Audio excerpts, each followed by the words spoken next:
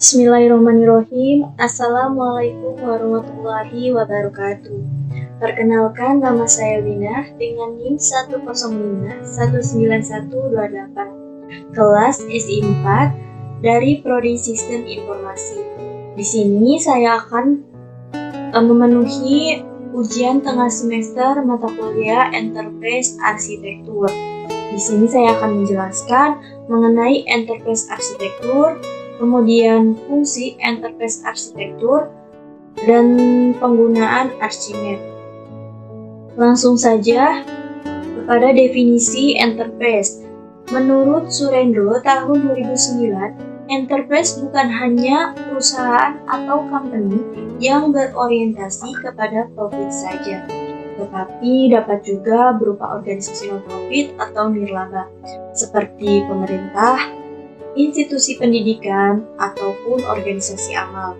Kemudian, menurut The Open Group tahun 2011, Enterprise dapat diartikan sebagai kumpulan organisasi apapun yang memiliki tujuan-tujuan. Enterprise dapat merupakan sebuah badan pemerintahan, sebuah korporasi keseluruhan, sebuah divisi perusahaan, departemen tunggal, atau sebuah rantai organisasi yang berjauhan secara geografis, tetapi saling terkait oleh kepemilikan. Menurut definisi-definisi tersebut, dapat disimpulkan bahwa enterprise merupakan perusahaan atau organisasi yang memiliki beberapa tujuan tertentu.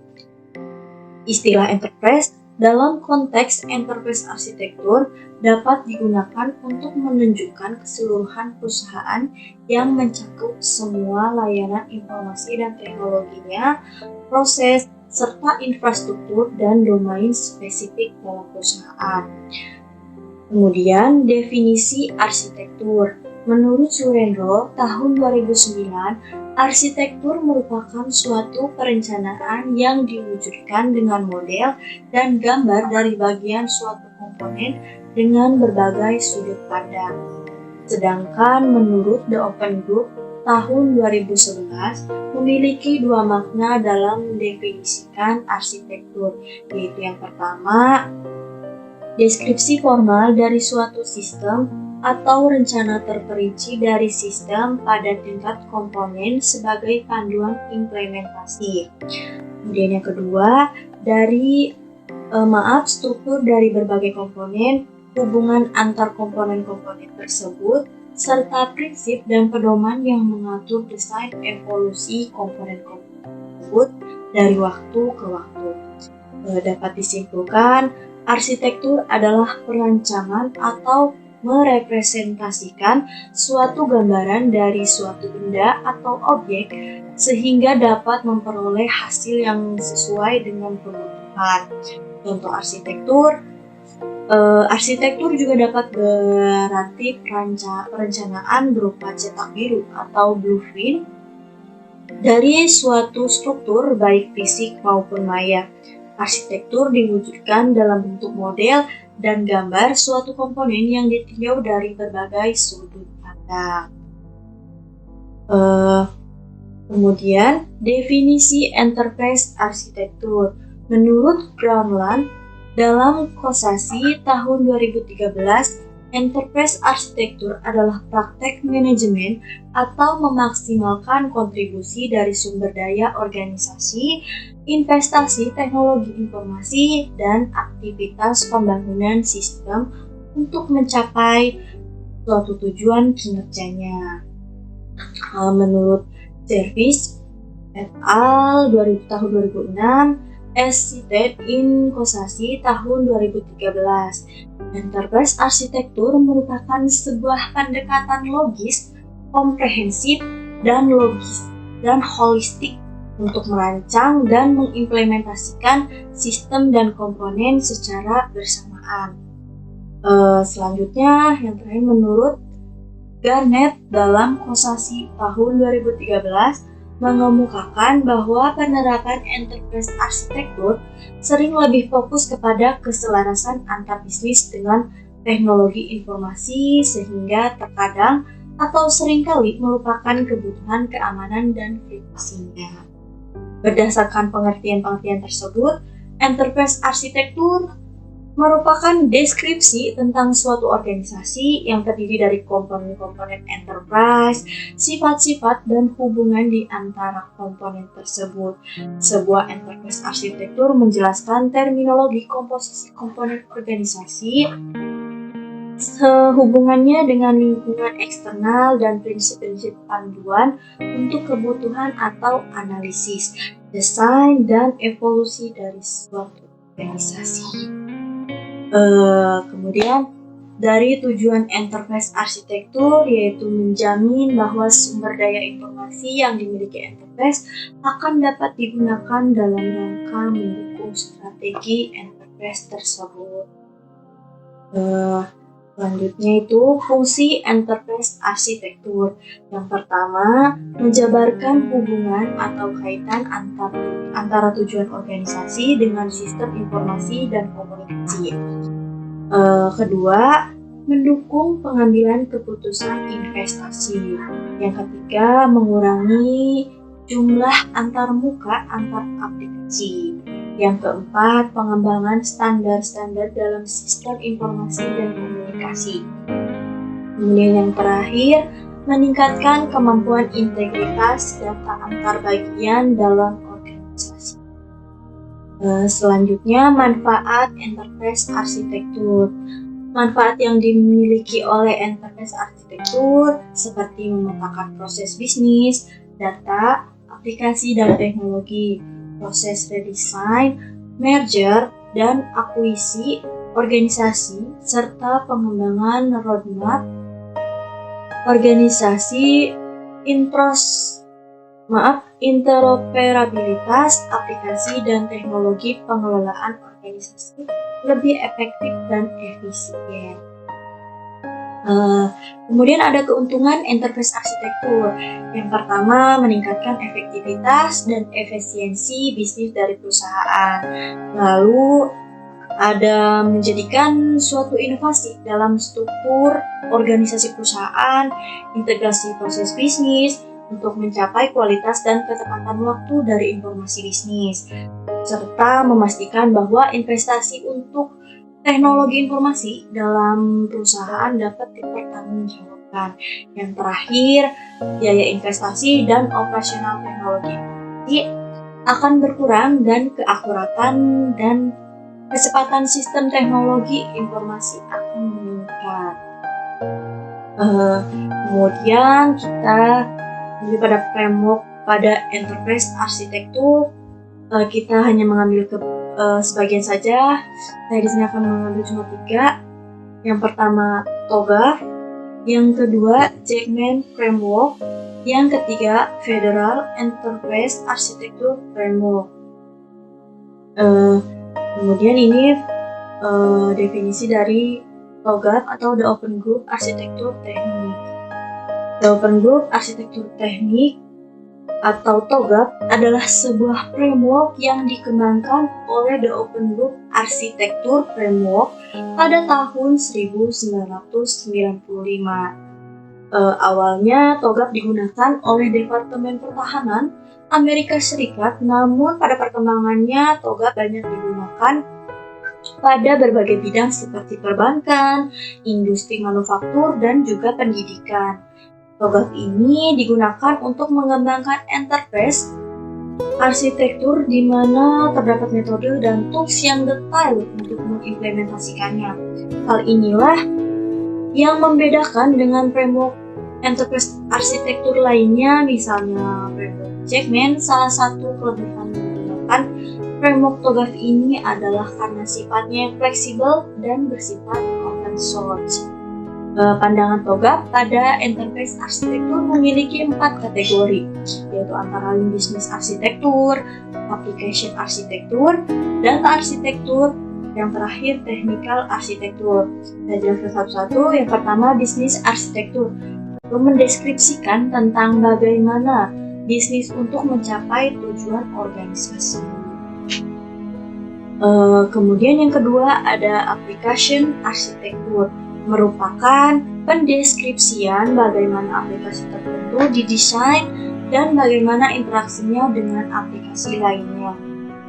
Kemudian, data arsitektur adalah penggambaran bagaimana penyimpanan, pengelolaan, dan pengaksesan data pada perusahaan. Yang terakhir, technical arsitektur, yaitu gambaran mengenai infrastruktur, hardware, dan software yang mendukung aplikasi dan bagaimana punya. Kemudian ada Jackman Framework, salah satu framework untuk pengembangan enterprise arsitektur adalah framework yang diperkenalkan oleh Jackman atau disebut dengan framework Jackman. Framework Jackman merupakan suatu alat bantu yang dikembangkan untuk memotret arsitektur organisasi dari berbagai sudut pandang dan aspek, sehingga dapat didapatkan gambaran organisasi secara utuh. Kemudian yang terakhir, Federal Enterprise Architecture Framework atau FEAF. Federal Enterprise Architecture Framework atau FEAF merupakan sebuah framework yang diperkenalkan pada tahun 1999 oleh Federal CEO Council. FEAF ini ditujukan untuk mengembangkan enterprise arsitektur dalam federal agensi atau sistem yang melewati batas multi interagensi. FEAF menyediakan standar untuk mengembangkan dan mendokumentasikan deskripsi arsitektur pada area yang menjadi prioritas utama. FEAF ini cocok untuk mendeskripsikan arsitektur bagi pemerintah federal. Kemudian kita masuk ke Archimedes.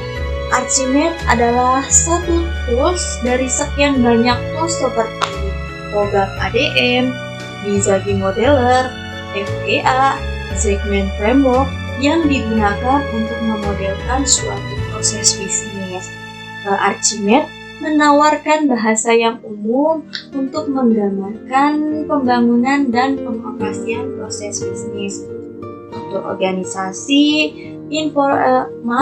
arus informasi, sistem IT, dan infrastruktur teknis. Konsep utama dan hubungan dari bahasa Archimedes dapat kita lihat sebagai kerangka kerja yang disebut Archimedes Framework yang membagi arsitektur enterprise menjadi lapisan bisnis, aplikasi, dan teknologi. Kemudian kita masuk ke penggunaan Archimedes. Baik, kita langsung saja masuk kepada aplikasinya.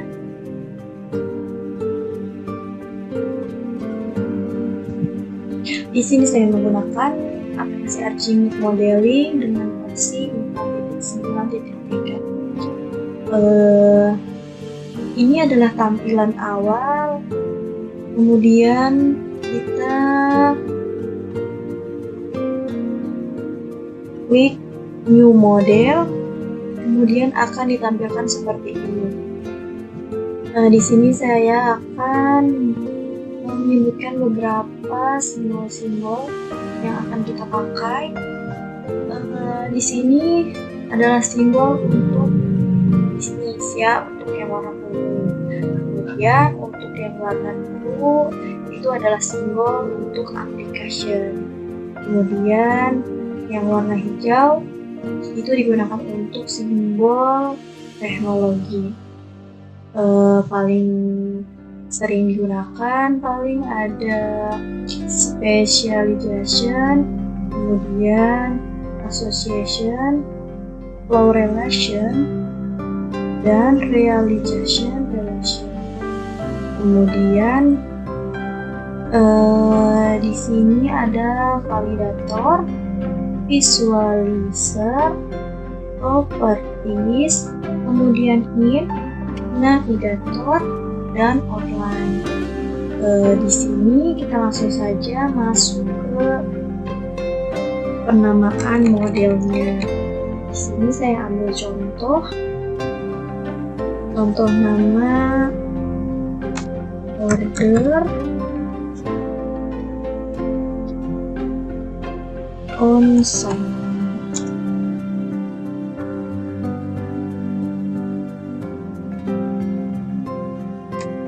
Ya, di sini saya langsung saja saya akan menggunakan business object. Kita geser saja ke tengah. Nah, untuk memperbesar dan perkecil kita bisa menggunakan ini yang ujungnya itu. Untuk penamaan kita bisa melakukan di sini ataupun langsung di dalam sini ya. Nah, kita beri nama dengan pelanggan. Nah, kemudian kita ambil lagi tetap yang business object, kemudian kita geser lalu pas. Kemudian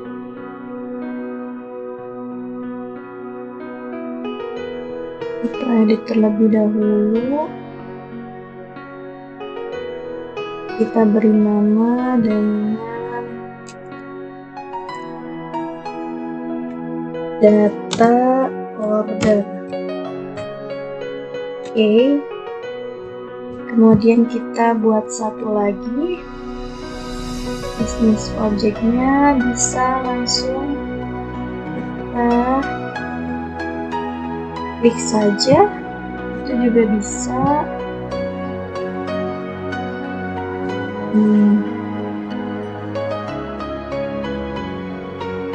Nah, kita beri nama dengan penawaran.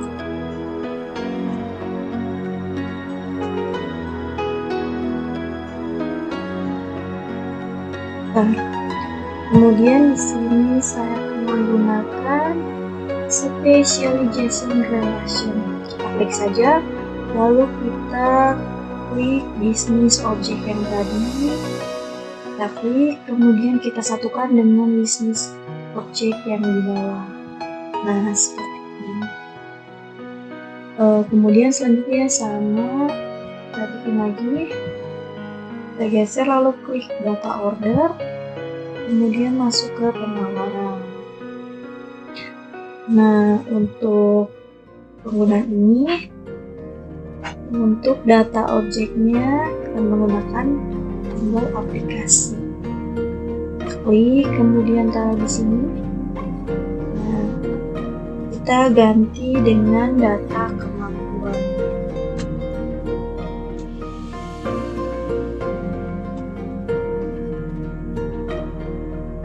Oke, kemudian kita di sini menggunakan simbol, nah, realization relation. Kemudian kita klik data objeknya, lalu kita klik ke penawaran. Nah, mari kita ulang.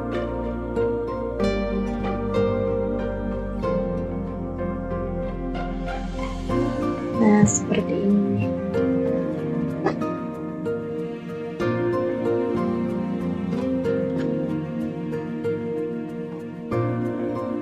Kemudian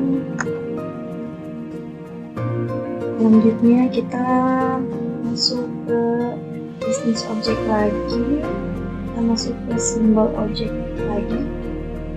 Business object kita ganti dengan data instrumen.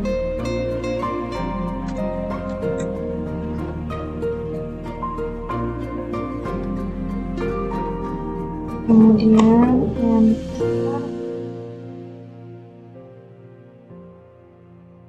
di sini kita ambil yang bimbel specialization lagi, klik, kemudian eh, nah mungkin itu saja yang dapat saya jelaskan dan sampaikan. Kurang lebihnya mohon dimaafkan. Wabillahi taufiq wal hidayah. Wassalamualaikum warahmatullahi wabarakatuh.